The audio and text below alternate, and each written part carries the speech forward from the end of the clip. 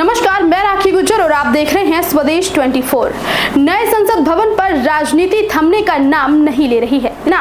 उद्धव बाल ठाकरे ने अपने मुखपत्र सामना में अपने संपादकीय लेख के माध्यम से नए संसद भवन के उद्घाटन के मुद्दे को उठाया और प्रधानमंत्री सहित बीजेपी पर एक बार फिर हमला बोला।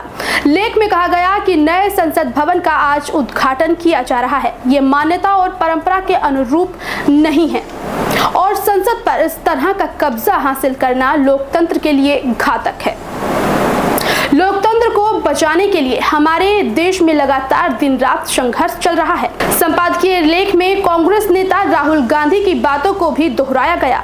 लेख में सवाल करते हुए कहा गया कि दिल्ली में नया संसद भवन खड़ा हो गया है, उसकी सही में आवश्यकता थी क्या? सामना संपादकीय में नए संसद भवन की गैर जरूरत बताई गई है। वहीं प्रधानमंत्री पर निशाना साधते हुए कहा गया कि विचारों पर बंधन और सत्ता के केंद्रीकरण के सही सहारे तानाशाही पलती है।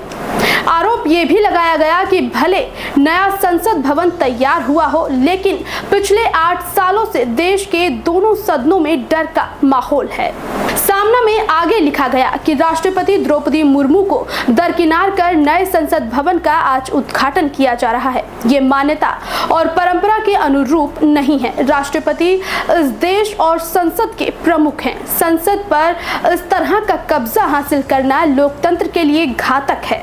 बीजेपी को छोड़कर लगभग सभी राजनीतिक दलों ने इस पर युद्ध छेड़ दिया है। इस बीच शिवसेना उद्धव बाल ठाकरे ने अपने मुखपत्र में आगे कहा कि परंपरा के अनुसार नई संसद का उद्घाटन देश की राष्ट्रपति द्रौपदी मुर्मू को ही करना चाहिए था।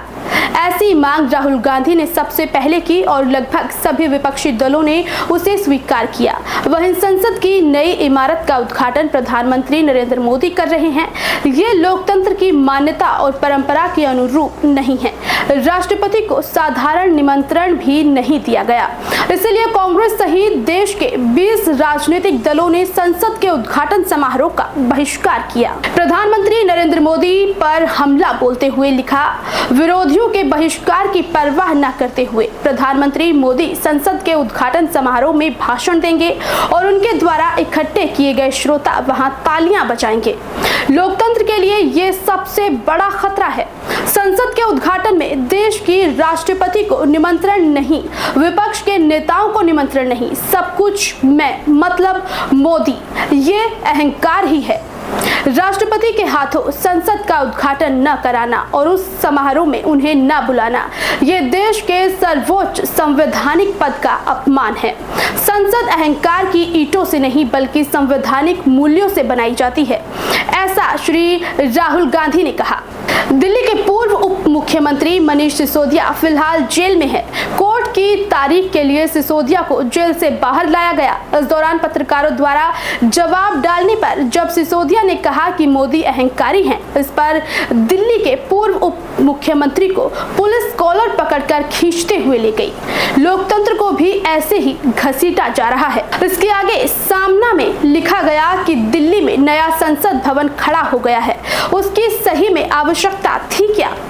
इस पर चर्चा चल रही है। नए संसद भवन की आवश्यकता है, यह कांग्रेस शासन के दौरान ही निर्णय लिया गया था, इसलिए सेंट्रल विस्टा परियोजना का विरोध करने की कोई वजह नहीं है। विवाद की चिंगारी भड़क गई, जो कि संसद भवन के उद्घाटन समारोह में राष्ट्रपति को नजरअंदाज किए जाने के कारण हुआ। संसद भवन का नए सिरे से निर्माण किया, जो कि प्रधानमंत्री मोदी ने अपने दम पर किया। वर्तमान संसद भवन इतनी भी जीर्ण शीर्ण नहीं हुई है कि उसे जल्दबाजी में नए संसद भवन का निर्माण कराया जाए। इस पर आपकी क्या राय है, हमें कमेंट कर जरूर बताएं। ऐसी ही खबरों को देखने के लिए हमारे चैनल को लाइक, शेयर एंड सब्सक्राइब